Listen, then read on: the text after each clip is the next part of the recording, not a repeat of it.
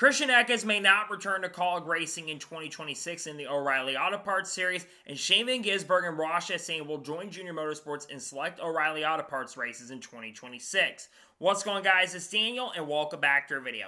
We got some NASCAR and other motorsports stories discussed today on the channel. Let's go ahead and just jump straight those really quickly. We're first going to take a look at a ton of paint schemes that have been revealed over the course of the last couple days. Let's go ahead and just jump straight into them. The first paint scheme we're taking a look at is Brendan Poole's 2025 Toxic Waste scheme that we'll see this weekend at Martinsville. I like the look of this car. I think Alpha Prime Racing's done a fantastic job of designs. This one's no exception. Design in this one looks great. Looking forward to seeing the racetrack at Martinsville.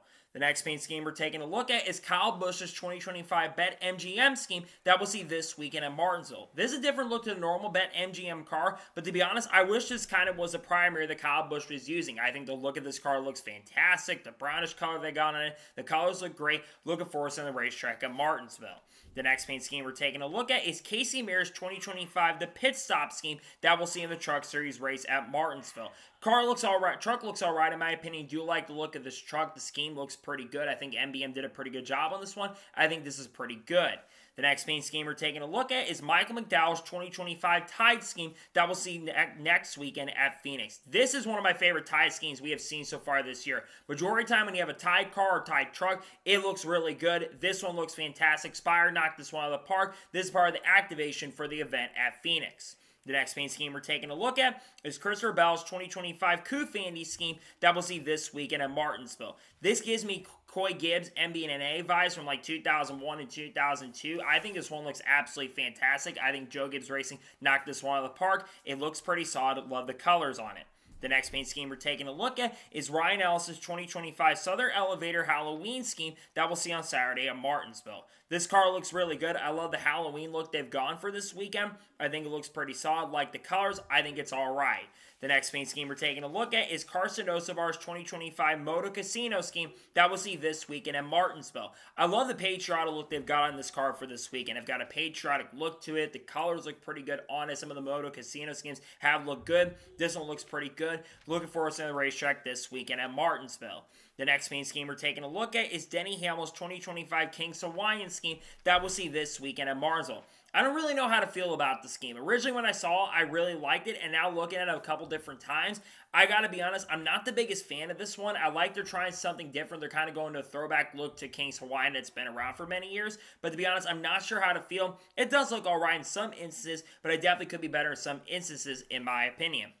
And the final paint scheme we're taking a look at is Joey Logano's 2026 Hunt Brothers Pizza scheme that we'll see in the 2026 season. This is one of the first 2026 schemes we have seen for next year. I gotta say, it's a different look to it. It seems like the four banner might be changing for 26, which I do find to be very, very interesting for next year. I think it does look alright. There's some good looks to it. I think it's an alright car.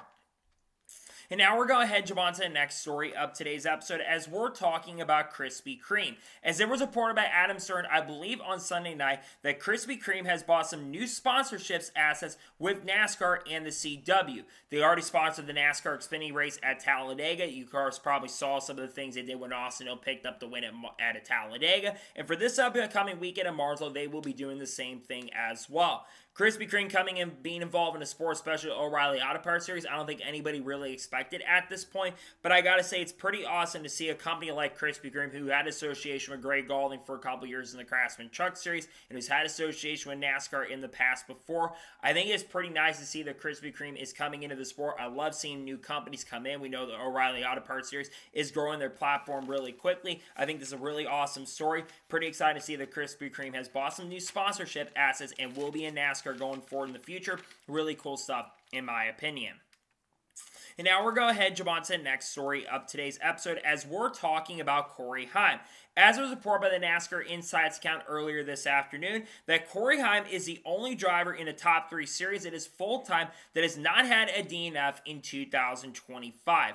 That is absolutely wild. Of the many drivers who have ran so far this year in every single race, it's crazy that Corey Heim, in any series, regardless of if it's Cup, Xfinity, or Trucks, it's kind of wild what Corey Heim's been accomplishing so far this year. On top of how amazing he's been this year with 10 wins so far, without question being the strongest guy in the Craftsman Truck Series this year. His numbers this year have just absolutely been phenomenal, and he's been doing an unbelievable and really good job behind the wheel of the 11 truck. It's a shame he may not be full-time after 2025, in any respective series, which is kind of mind-blowing considering how good he's been this year. But I think he's done pretty good this year, and it's kind of crazy to see him continue to break records and stats. There's a chance he could go every race without a DNF. We'll see how Martinsville Phoenix goes at the end of this year.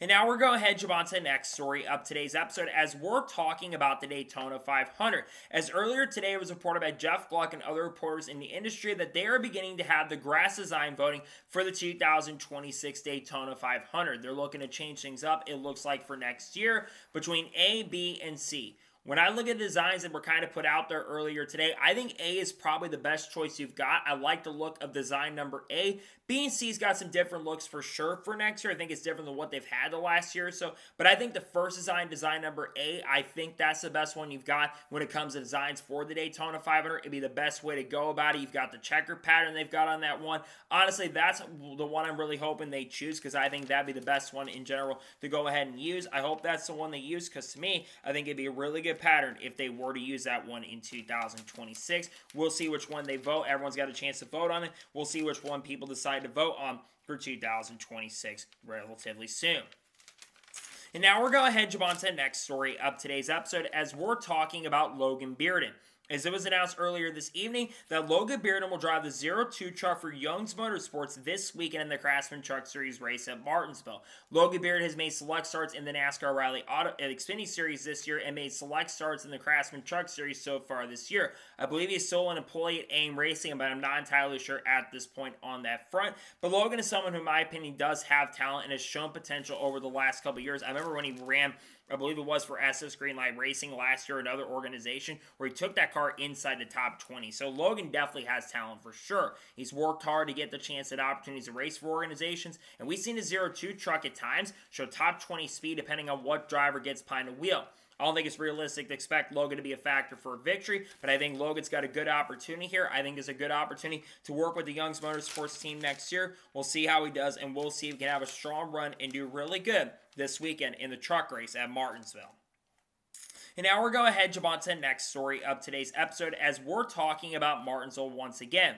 As was reported by Bob Pockrass earlier today, that they've talked about the tire that they're going to be using for the Cup Series race, for the cutoff race decided goes to the championship 4. They will be using a new tire for this weekend. As Bob Pockrass reports, Cup will have a new left side tire for this weekend at Martinsville. Now, this new left side tire has been talked about in the past, but the tire they're going to be using for this weekend is expected to have a lot more tire wear than we've seen in prior years. And the hope is it'll be kind of like the test we had in New Hampshire. They tested this tire in New Hampshire. It seems like, judging by the fact that NASCAR is going to be using this tire, it seems like that test at Loudon, New Hampshire with the tire went pretty successfully. The goal is to have as much tire wear, not extreme tire wear like we've seen sometimes at Bristol, but you want more tire fall off in tire wear because the more tire wear you have at a short track, the better the racing is going to be. I will say when we've had the softer compound tires for the short tracks, I think the racing out those tracks has actually gotten a lot better. So I have some confidence in faith that we could see some really good racing in Martinsville this week and maybe get back to the old glory days of what Martinsville used to be and can put on a really solid and good show.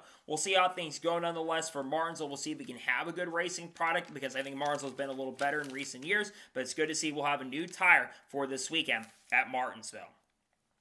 And now we're going to jump on to the next story of today's episode as we're talking about AJ Foyt Racing. As it was announced earlier this afternoon that AJ Foyt Racing will be joining Indy NXT in 2026. Now, according to what they announced earlier today, it sounds like they're going to be filling 2 cars in the Indy NXT series in 2026. They have not confirmed their driver lineup for those cars at this time. There's been talk about Kyle Kalat, I believe, being one of the drivers that is rumored to be going to the number 4 car for next year for AJ Foyt Racing. But we're still going to be kind of waiting to see who ends up going to AJ Foyt Racing in the Indy NXT series. But you look at Indy NXT, it sounds like there's going to be around 24 to 25 cars that are going to be showing up next year, and that's a really good number of cars that are going to be out there in the NXT. I remember when Indy NXT like 5 or 6 years ago, or even 10 years ago, when that series was struggling to even get 10 cars out there, even 5 or 6 cars at times. So I'm excited to see that Indy NXT is continuing to grow. Fox is doing a good job promoting this series. They're getting more competitive people in the series. And in general, I'm happy to see that they will have the opportunity to go to the Indy NXT series in 2026. And now we're going to jump on to the next story of today's episode is we're talking about Brad Perez. As it was announced yesterday that Brad Perez will drive the 07 car for SS Greenlight Racing this weekend at Martinsville. I believe this will be the first time that Brad Perez has competed at Martinsville in the NASCAR O'Reilly Auto Parts Series. In fact, I believe it's the first time that he's ever competed at Martinsville in any of NASCAR's top 3 divisions. Brad Perez has been working in the industry for a long time, made select starts in ARCA, made quite a few starts in the Truck Series and the Xfinity Series, and I think Brad is someone who could potentially be a factor for a really, really good run, considering SS Greenlight Racing at times has shown decent pace and good speed at points as well. Realistically, the goal for Brad is to go out there and try to compete maybe for a top 20 or top 25, though SS Greenlight Racing, we all know, they're not the fastest organization out there. I think there's a chance we could see some competitive speed from Brad. I think Brad will give the car the best opportunity he can, but I'm glad to see he's going to be back in the series once again. I think Brad's a talented guy. I wish funding and sponsorship wasn't the biggest factor, but maybe he doesn't want to run full-time. I know he probably loved to run full-time, but maybe he doesn't want to. Who knows at this point, but glad to see Brad Perez will drive the 07 car for SS Greenlight at Martinsville. And now we're going to head on to the next story of today's episode as we're talking about Preston Pardus.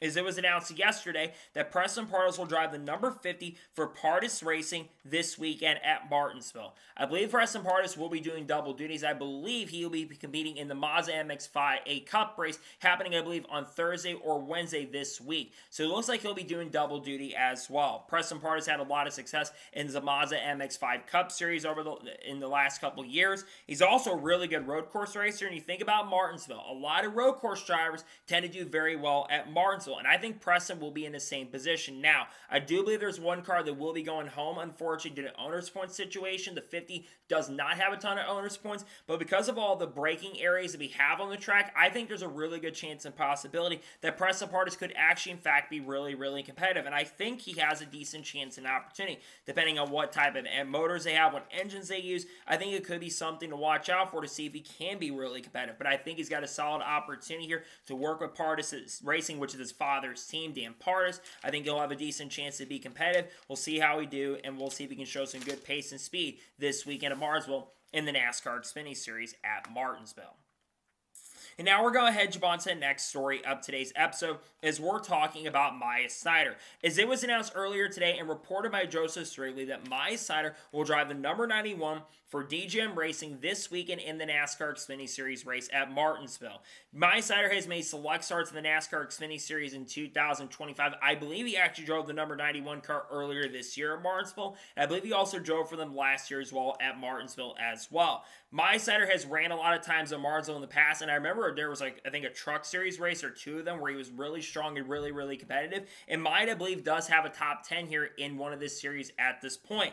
I think Maya is a talented guy. It's just good to see him back behind the wheel of a race car because Maya's been helping his father behind the scenes, I'm pretty sure, on the TV side of things. So it's good to see that because of sponsorship and funding and other reasons, because he does have a little bit of funding with him. I'm glad to see he'll get the chance and opportunity to compete with DGM Racing. DGM Racing, they can sometimes have really competitive cars, and I think Maya is a talented enough guy that he can go out there and show some good pace and speed. So I'm excited to see what he can do this week in Martinsville. I think there's a chance he gets top 15 or top 20. I wouldn't rule that out at this point, especially if we see a lot of chaos like we saw in the spring. I think there is a potential that we could see someone like Maya Snyder go out there and be really, really competitive. So we'll see how things go for Maya, but it's a good opportunity. Glad to see him back behind the wheel of the number 91 car this weekend at Martinsville.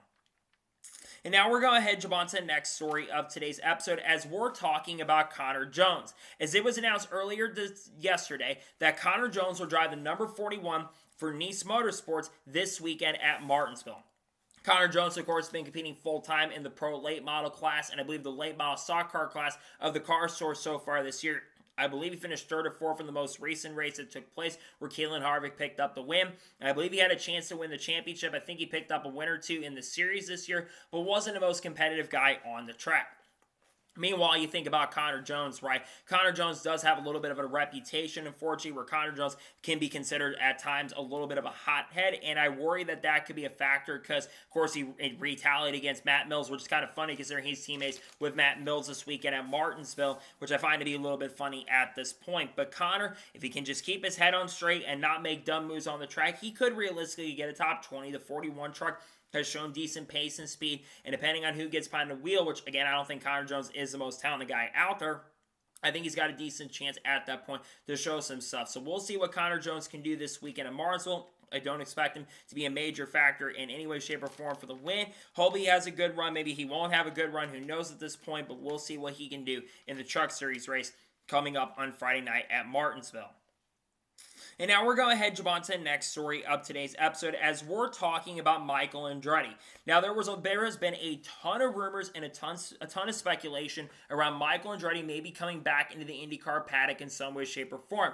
One of the rumors that actually had circulated was there was a potential possibility that Michael Andretti could take an ownership role, an ownership stake in the Prema Racing organization. There was talk about that in the early portion of the offseason. He was apparently spotted from what people said at the Prema headquarters and the Prema organization, and many thought that Michael was going to be interested in getting back into being an owner of his team, or like Junko or something like that. Well, Michael Andretti actually put out a tweet earlier today confirming that he is not at this moment planning to go and own an IndyCar team anytime soon. He says, I never want to own an IndyCar team once again. I do not plan to own an IndyCar team anytime soon. I'm glad that Michael's dropping those rumors because I had heard those rumors a little bit, and while Michael Andretti, it'd be cool to see him back in IndyCar, if he's not really interested in coming back to IndyCar, I can't blame him because obviously the whole situation with TWG and how Andretti Global kind of had their situation over there where things kind of faded a little bit and things didn't go very well, where Michael Andretti couldn't even run the organization anymore because Dan Towers took control because the FIA wasn't happy with Michael Andretti, and then he pretty much lost control of the organization that he owned.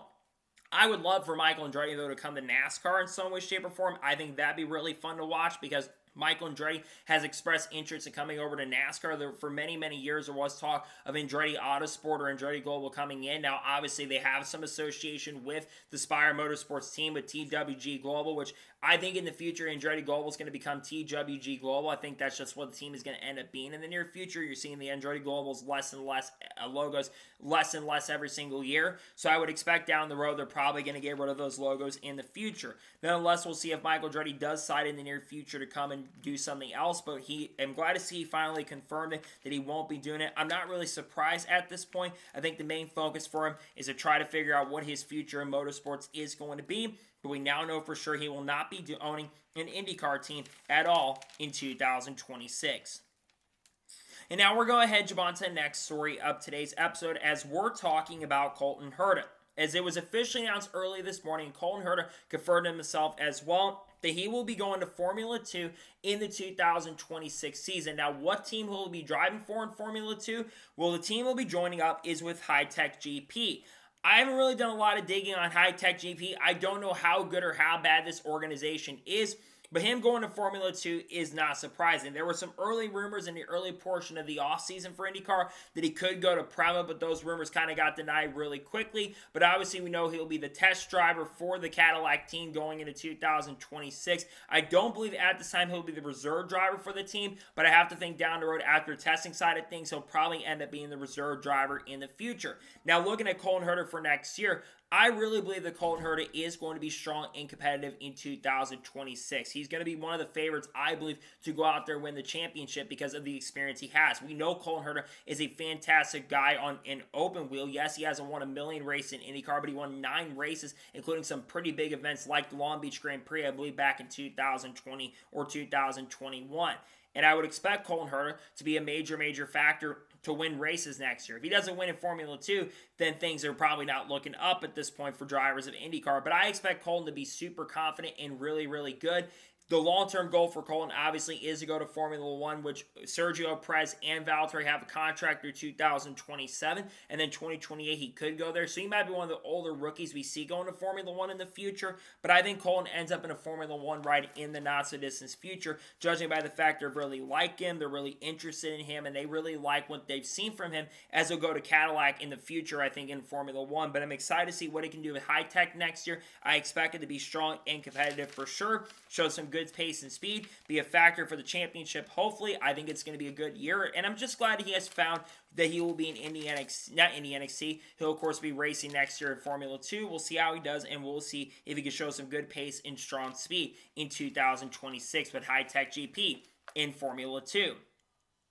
And now we're going to jump on to the next story of today's episode as we're talking about Jeff Stankiewicz. As it was announced Monday morning that Jeff Stankiewicz will be joining Tricon Garage effective immediately.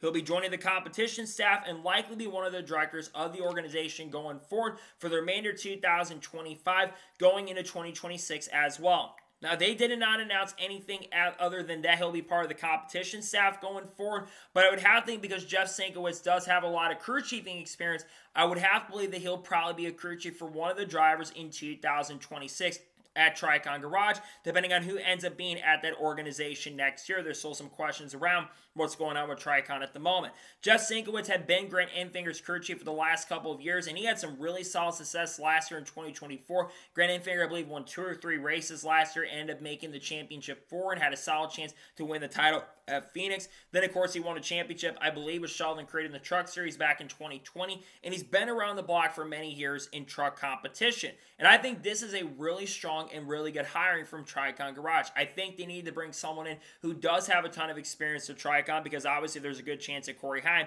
may not even be full-time next year, and you need someone to come in, especially if certain people move on to different organizations.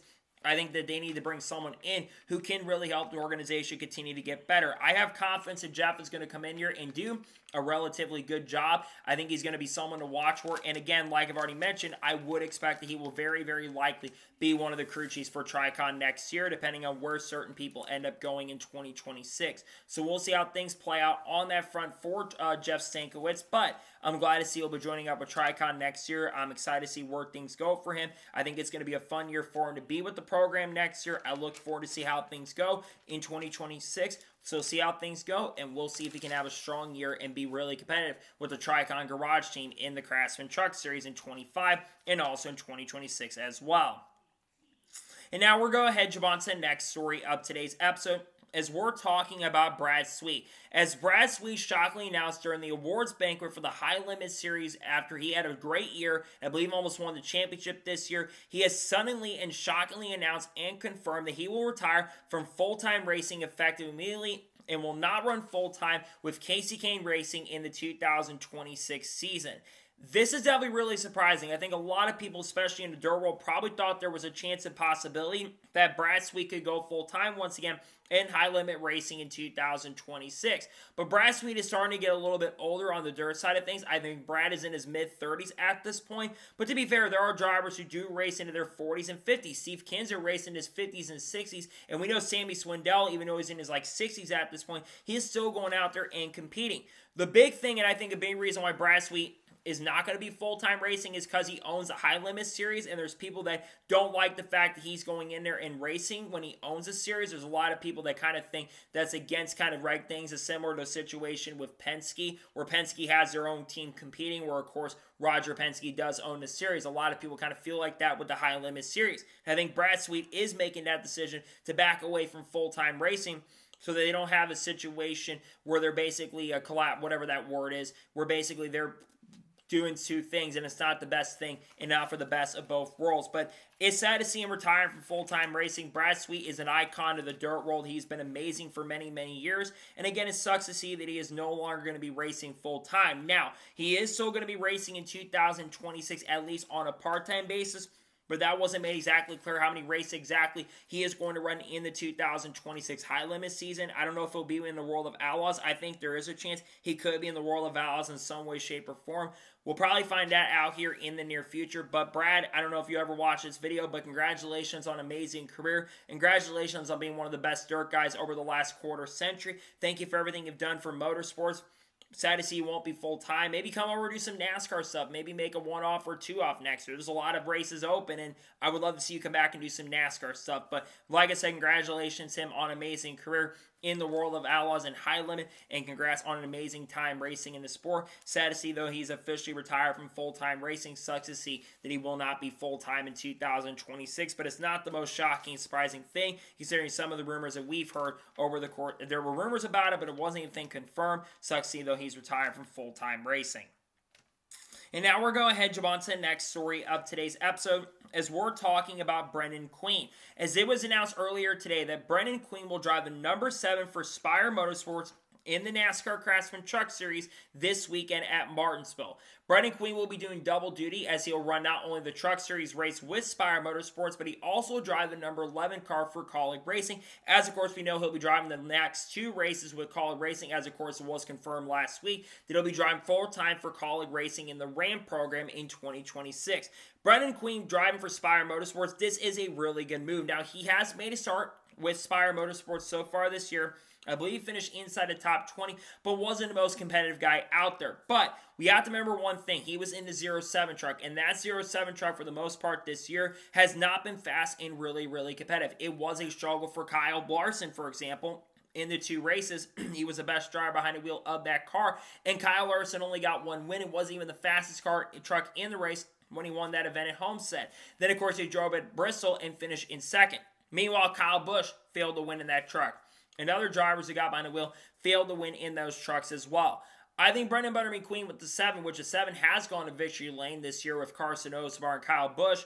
I have confidence that this truck will be a lot more competitive. I expect Brendan to be a major factor for a victory potentially. I think the 7 truck will be somewhat competitive. I think since they've downsized their program, there's been more competitiveness from the team, and I do think Brendan will do a pretty solid job. I expect him to have a good chance and opportunity to win Martinsville. Plus, we know that he is a fantastic short track racer, and short track guys who get into the truck series tend to do really strong and really good. So I'm excited to see what Brendan can do this weekend. I think it's a phenomenal and great opportunity.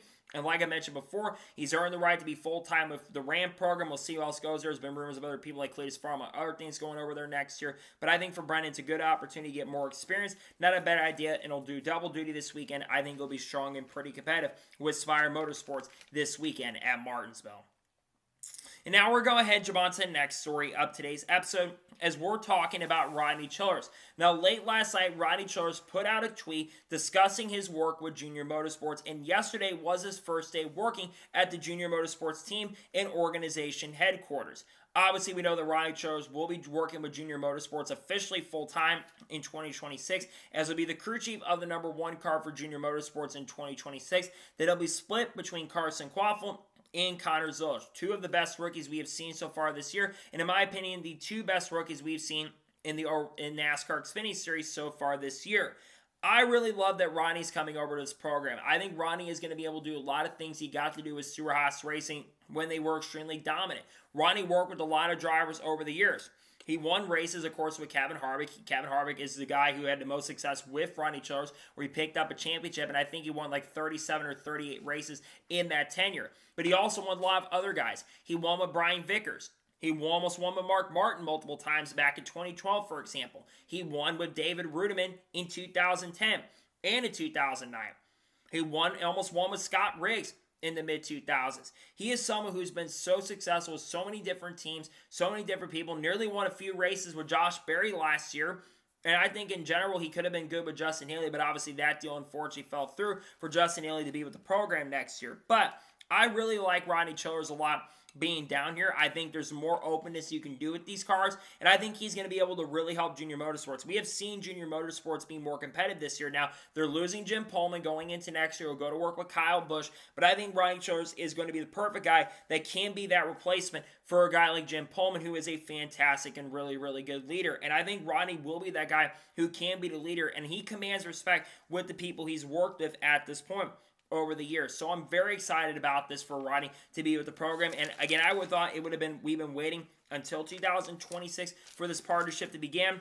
But the partnership's already starting at this point, and I really love that he is going to be with this program. I'm excited to see him working with Junior Motorsports next year. I think it's going to be a really strong and really competitive year for the team and for the program, and I look forward to see how things go. I think it's going to be a strong year next year for the organization. Junior Motorsports, I think, is going to be great. We'll talk about some of the drivers in that lineup for next year, but Ronnie's a good dude, a first ballot Hall of Famer, in my opinion. One of the best crew chiefs in recent years. Excited to see how he'll do with Junior Motorsports in the 2026 NASCAR season. And now we're going ahead and jump on to the next story of today's episode as we're talking about Coronado. As it was confirmed earlier today that the 2026 layout and the layout for the race on Naval Base Coronado has been officially unveiled. If you take a look at this layout, it is going to be a 3.4 mile layout, so one of the longer tracks we'll see on the NASCAR circuit next year.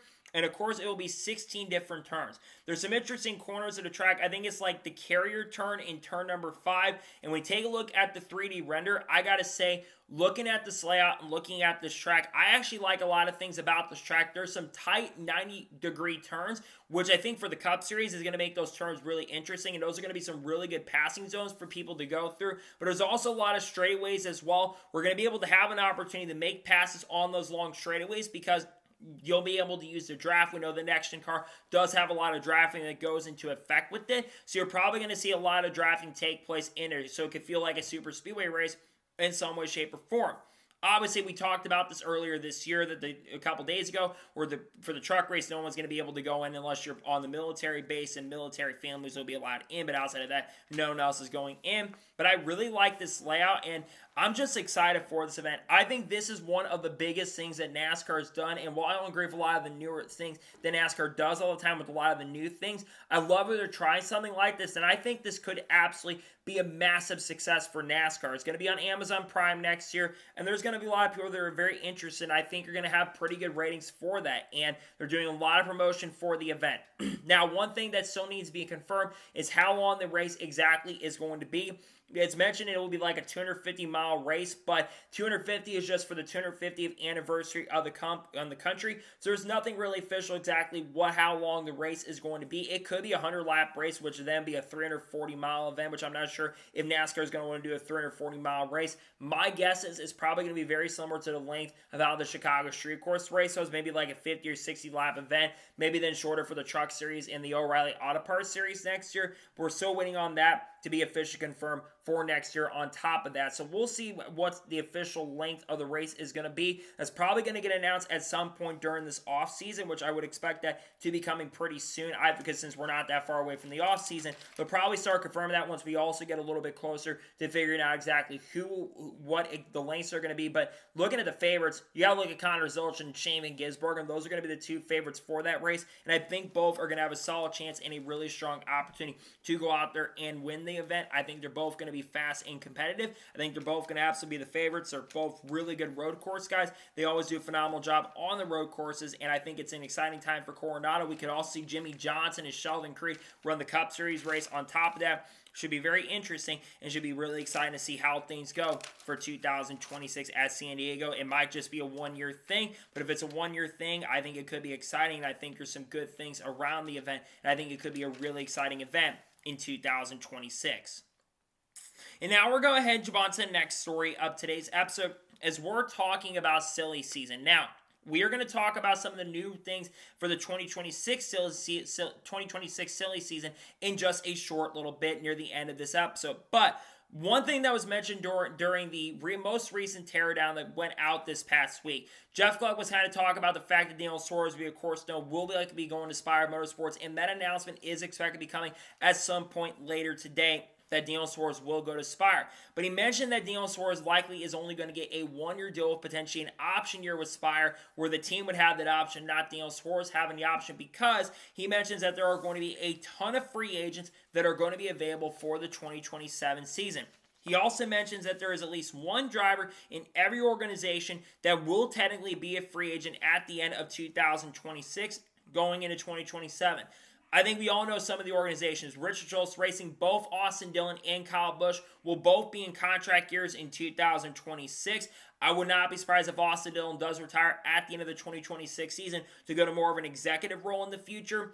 And then, of course, I do think that we all kind of know Kyle Busch may not return to RCR. If he works really well with Jim Pullman next year, I would have to think there's a really good chance Kyle Busch will stay at least for one more year. But if you got a chance to go to a team like Spire, for example, who I know is very interested in Kyle Busch at the moment right now, I would take that chance and opportunity to go to a team like Spire Motorsports next year. Then, of course, you have Spire. Michael McDowell, I believe, will be on expiring contract at the end of 2026. There's a chance he could retire at the end of 2026. And there's a chance he may stick around past next year. Both Ryan Preece, Chris Buescher, I believe, are both on contract years with RFK Racing. I think both earn the right to stick around. They both will probably be ones to watch out for. I believe Bubba Wallace is in a contract year after 2026. He only signed a deal through 2026, but judging by how well he's been performing this year with 2311, I would expect that he is going to get another extension with the team and program. There's other drivers from other organizations. Hendrick, of course, we know Kyle Larson, Alex Bowman, they're both not officially signed for 2026, but both are probably going to get extensions, including Alex Bowman, unless Connor Zolch goes over there, which that is a possibility.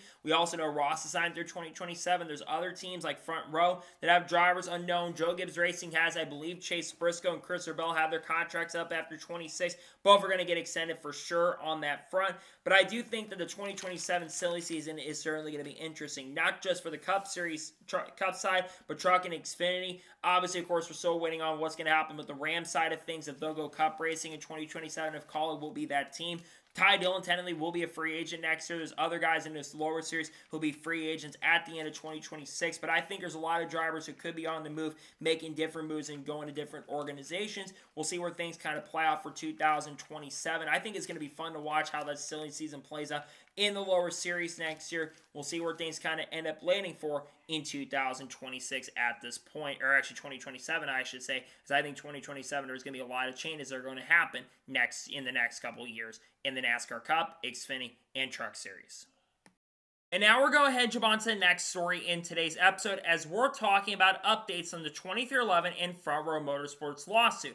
Now, over the course of the last couple days, there's been a lot of new reports that have come out in regards to the 2311 and Front Row Motorsports lawsuit, the antitrust case against NASCAR. Now, this all goes back, I believe, to Monday, where basically they have replied today in a motion in regards to summary judgment. Now, they're supposed to have a hearing in regards to summary judgment, basically, I believe, on Thursday, I'm pretty sure, though they are still currently in a settlement conference that we'll talk about in just a second. Basically, they replied saying that they don't want Judge Kenneth Bell to throw the case out altogether because they need to compete on the racetrack every single week. They can't take the next-gen car to other things because NASCAR does own the IP. And there's other big things that they're looking at is a big reason why they don't want the judge to rule on the summary judgment. Now, NASCAR did reply as well on certain things where they kind of disagreed with 2011 and Front Row in regards to that, but this is also, of course, part of that summary judgment.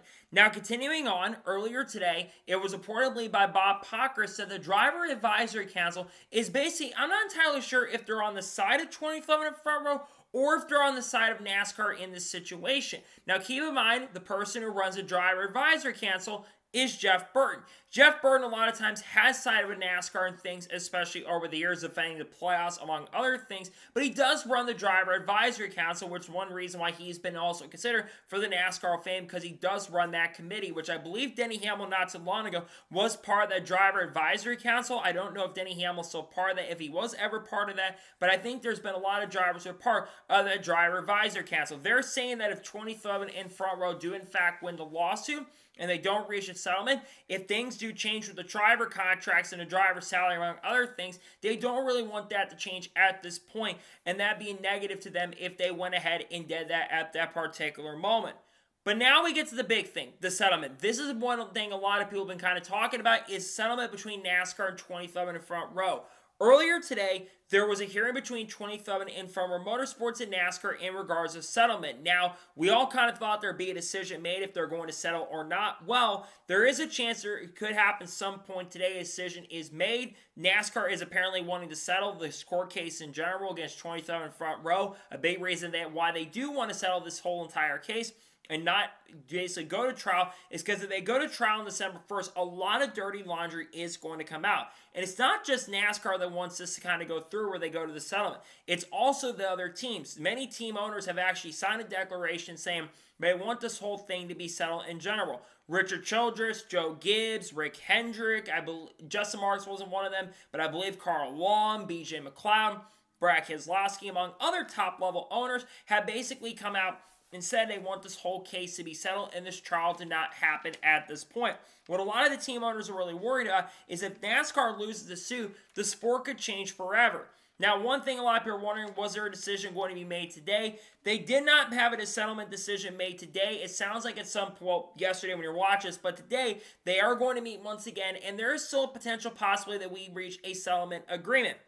One thing that I think is kind of out there is basically if they settle, I think the big thing you have to look at here is 2011 Front Row. There's a big key thing that I think will let them settle this whole lawsuit. Charters. They want permanent charters effective immediately. That's one of the things that kind of brought the charter negotiations in a bad position the way they originally were.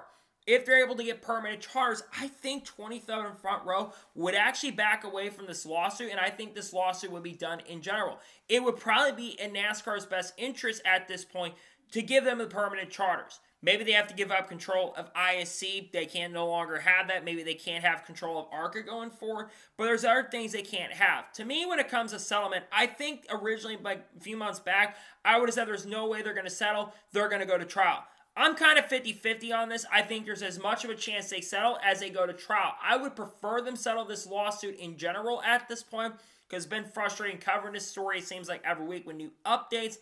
I feel like we still also do have a chance we could go to trial. I think for both parties, the best thing that could happen is a settlement take place. We could get an announcement in the future on that at some point today. If we do get confirmation on that, we'll talk about that today. But nonetheless, it'll be something to watch out for to see if they reach a settlement in the day or so. This could be a very important week for NASCAR in regards to that. It could be something big to watch out for at this point. And now we're going to jump on to the next story of today's episode as we're talking about Rajah Caruth. As it was confirmed earlier today that Rajah Caruth will be joining Junior Motorsports in the NASCAR O'Reilly Auto Parts Series in the 2026 season, driving a number 88 car. Now, he will not be driving for the team full-time in 2026, but a lot of people were wondering up until tonight how many races exactly Rajah is going to run next year in this car. Rajah did confirm in a statement thank Inspire Motorsports for all the help and support, but he also did say that it sounds like he'll run a majority of the season, which tells me that Rajah is probably going to run around at least 2/3 of the schedule in 2026. My best guess is something like 20 to 22 of the 36 races. Now, what could this mean for him going to Spire? I mentioned it earlier. It doesn't sound like he will be back with Spire Motorsports at all in 2026, as there are some questions around the Spire Motorsports camp at the moment for the 2026 year. But going back to Rajah, I think he's earned this opportunity with Junior Motorsports. He's been having a pretty solid year in the NASCAR Craftsman Truck Series this year. He's got a really good chance of making the Championship 4 on Friday. He's up by 14 points currently at the moment. I believe he's up on top 5s and top 10s from last year. And he's just improved as a driver. On top of that as well, some of his Xfinity Series runs this year in particular, he's looked pretty good out there. He has shown some really strong pace and really good speed out on the racetrack, and has looked like not a race-winning contender, but he has had top 15, top 20 speed with Jordan Anderson Racing, and on top of that as well, he was pretty good at Kansas before he faded back a little bit in the race, but he showed some really good potential and really good speed in that event. He's going to be going to a better team in that 88 car. Now, there's some unknowns if Marty Lindley is going to be the crew chief of that 88 car for next year. They did not confirm that today. It's potential maybe we see Andrew Overstreet go over and work with him next year, which Andrew Overstreet was a crew chief of the 88 car in 2024, so maybe Overstreet becomes a crew chief of that car next year. But I like Rajah going to this ride. There has been rumors about this happening for a while, and now it's confirmed. And like I said, he's earned this ride an opportunity. Rajah is someone who puts in the work, he puts in the time, and works his butt off to learn and things. And he's really good with the media too, in the way he handles himself behind the scenes, the way that people respect him. You look at all the people that respect Rajah's work ethic in the industry. There's not as many drivers, especially young drivers, who have the same work ethic that Rajah has. He's studying film. He's studying every week. He's asking drivers questions. He will go up, and how many drivers do this nowadays, but if he makes a mistake and he's at fault for it, he will 95 to 98% of the time go up there and basically apologize for the mistake and basically talk to the driver about it. And I think a lot of drivers will look at that and they'll respect Rajah for that. The only time was maybe at Daytona where he kind of caused a big wreck on the white flag and Bubba Wallace wasn't happy with him. But I think ever since then, his driving style, his driving etiquette, he's a very talented guy. And I really think next year he will be a guy to watch out for in races. I think there's a very realistic chance and possibility that Rajah could go out there and win a race or two. They're going to have a really strong team and a core lineup over there at Junior Motorsports next year. And I think he's going to be really strong with that car in 2026. Now, obviously, people are going to be wanting Rajah to be in the Hendrick Motorsports camp next year. If Corey Day doesn't go full-time next year, maybe that's a possibility, but we don't know if Rajah is going to go to a team like Kaulig. Potentially, there's rumor around that circulating earlier today. I don't exactly sure if I believe the rumor at the moment, but I think there's a chance he could go to a team and drive the rest of those races that are not confirmed. But at least it'll be most of the year. But going back to Corey Day, there's going to be a lot of comparisons because they're both sponsored by Hendrick cars, and a lot of people are going to compare both those guys against each other next year.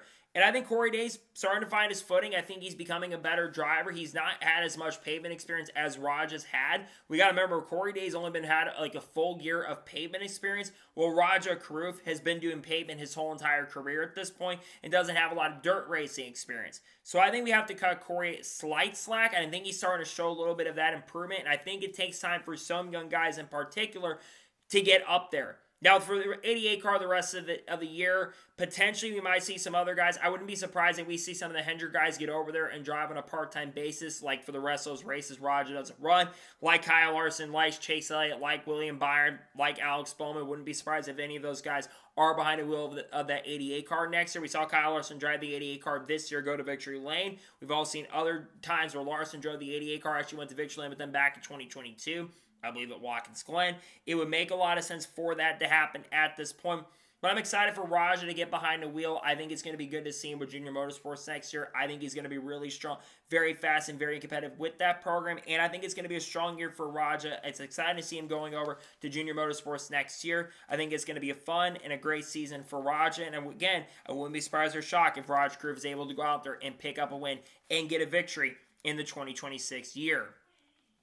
And now we're going to head jump on to the first of two major stories in today's episode as we're talking about Ross Chastain and Shane Van Gisbergen. Now, we already talked about the fact that Raj Karuf will be joining Junior Motorsports in 2026. But Junior Motorsports was not done with big announcements yet today, as they announced earlier today or yesterday when you're watching this video that Ross Chastain and Shane Van Gisbergen will also be joining Junior Motorsports on a part-time stint in the 2026 year. Ross and SVG will split that ride in the 2026 year, but they will not run all the races. They will only run a part-time stint next year. Now, they did not officially confirm how many races exactly they are going to run. Ross Chastain at the moment right now can only run up to 5 NASCAR O'Reilly Auto Parts races next year because Ross has 4 or 5 years of Cup Series experience. Next year will be his 6th or 7th full-time year in the sport. Ross does have the limitations put on him. Meanwhile, Shane Van Gisbergen can run as many races as he wants to because Shane Van Gisbergen doesn't have the restrictions on it because he would have to have 3 full-time years in Cup. Shane is only going to be in a second full-time year in the NASCAR Cup Series, so Shane can run as many races as they want to. My best guess is Ross Chastain's probably going to run around 4 to 5 races next year, probably similar schedule that he ran in 2025. That's probably schedule that he's going to run next year. For Shane Van Gisbergen, I wouldn't be surprised if he doubles the amount of race he has because I think he did 3 races this year. He could probably do 7 or 8 or even 10 races. But what I'm hoping for Shane is that he gets more seat time on the ovals. That's the big thing for Shane. We can definitely see that Shane Van Gisbergen is getting better on ovals on the Cup Series side. And yes, I do get that the next-gen car race is way different than the O'Reilly Auto Parts car, right? I think we all can agree that the car race is a lot different. But still, Shane Van Gisbergen, I think absolutely without question, he needs to get more starts on the ovals. The more oval experience he gets, the better he's going to become. He's had top 15, top 10 speed the last 5 or 6 oval races in particular. Got a top 15 at Talladega. Of course, picked up a really strong run at Kansas, scoring a top 10 there. Had a top 10 car at Vegas for, unfortunately, getting caught up in a crash late in the event. For Shane, that's going to be big things. I think a lot of people are excited to see how 2026 is going to be. I would expect Shane, though, to run a lot of road course races next year, and that's no shock and surprise. Shane is a fantastic road course guy. He always does a phenomenal, really good job on the road course every time he go there. He ran 3 road course races last year. This year, picked up a win at Chicago. Then, of course, he got beat by Connor in the other 2 after him and Connor got into it at Watkins Glen, where unfortunately Shane ended up crashing really hard into the inside wall, where Shane had a chance to win that event.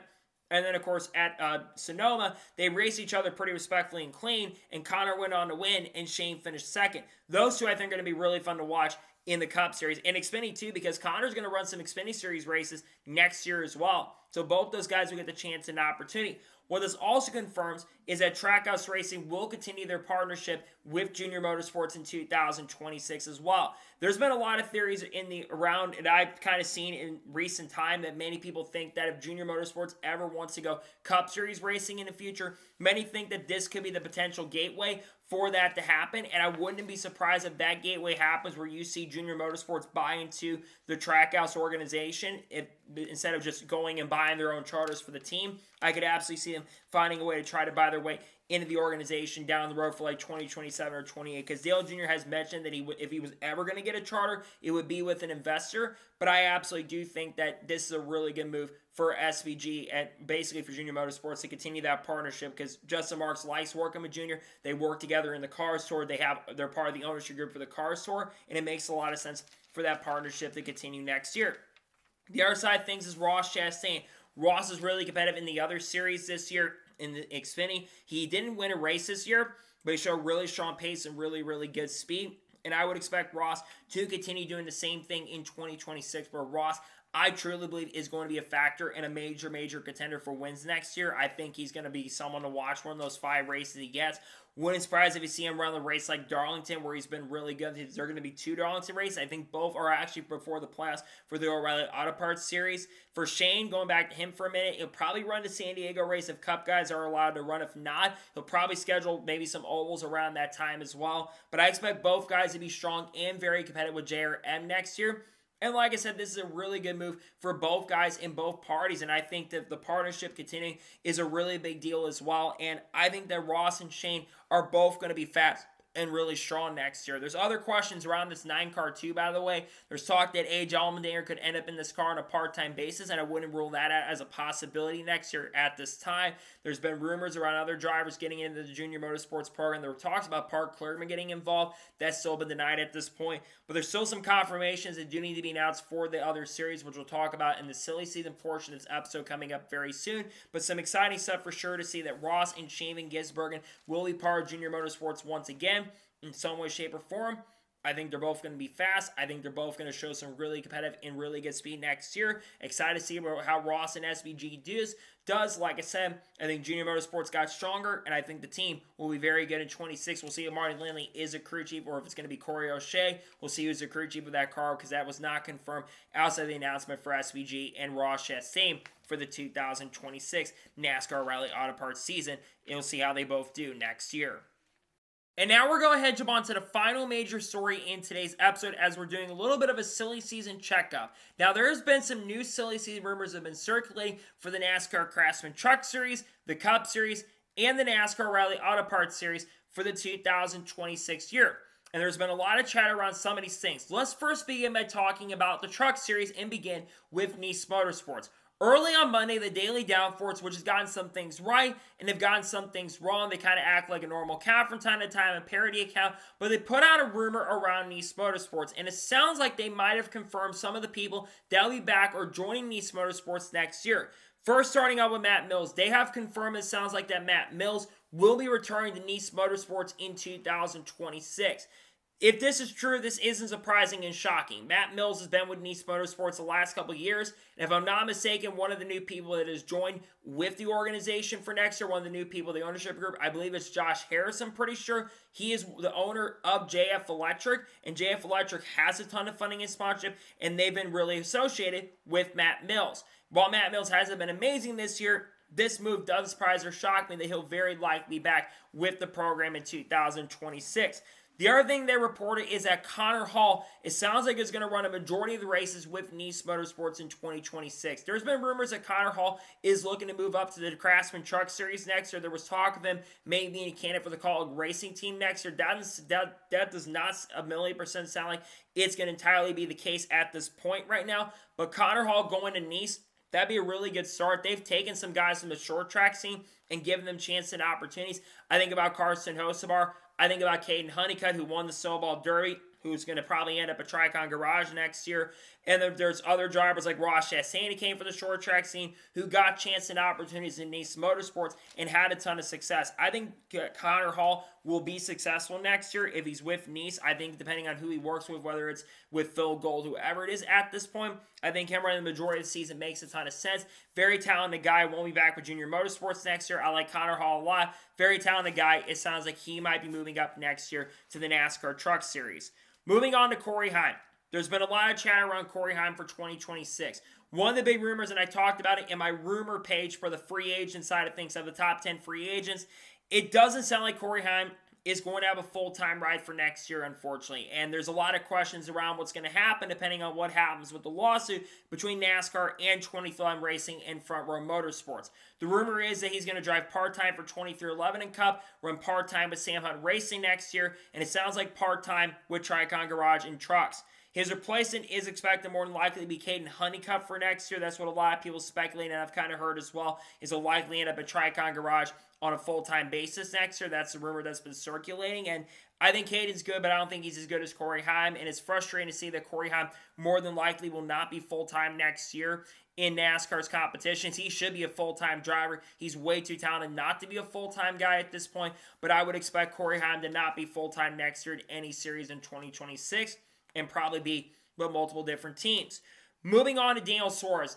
Again, I've already talked about it a lot on this channel, but there is an announcement scheduled for Spire Motorsports sometime later today. I believe it's scheduled for 12 Central Standard Time. It's expected to be announced that Daniel Suarez is going to be going full-time with Spire Motorsports in the NASCAR Cup Series next year. He's expected to drive the number 7 car in 2026. He's expected to replace Justin Hilly, who we don't really have any official confirmation on what's going to happen with Justin Hilly for next year. Some think he could end up at Kaulig Racing in some way, shape, or form. It will not be with the Kaulig Ram program next year, though, from what some people are saying. We'll talk about that here in just a minute. But Daniel Suarez will get announced at some point later today. More than likely, he'll be going over to Spire. Moving on to talking about Kaulig, and this is the big thing.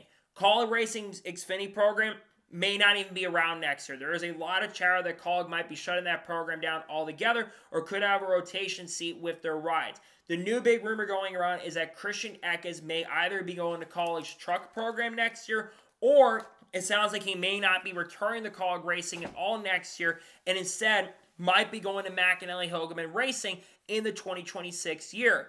McAnally Hogeman Racing, there's a lot of questions around the organization for next year. There's been rumors out there about Daniel Hemrick maybe going to Kaulig Racing next year to the Ram program potentially. There's been rumors about Haley Deegan potentially going to McAnally Hogeman. I'm not sure if she'll be really good in those trucks because she kind of struggled with the 13 truck with Thorsport Racing the last time she ran full-time, but her name continues to be linked over to that program for next year. There's also been chat around other guys who could go over to Kaulig. There was talk of Corey LaJoie going over there. That obviously is not happening right now because he doesn't want to stay out of Cup at this point. But Christian Eckes is going to Kaulig's Ram program or McAnally.